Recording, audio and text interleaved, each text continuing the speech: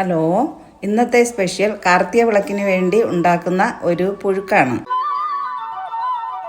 ഇതിനായി ഞാൻ എടുത്തിരിക്കുന്നത് ചേമ്പ്, കപ്പ, മധുരക്കിഴങ്ങ്, ചെറുവള്ളിക്കിഴങ്ങ് ഇത്രയുമാണ്. ഇതിൻ്റെ കൂടെ ഒരു ചമ്മന്തിയും കൂടി ഉണ്ടാക്കുന്നുണ്ട്. ഇതിന് വേണ്ടി പച്ചമുളക്, ഉള്ളി, വെളുത്തുള്ളി, ഉപ്പ്, ഇഞ്ചി, കുറച്ച് വെളിച്ചെണ്ണ.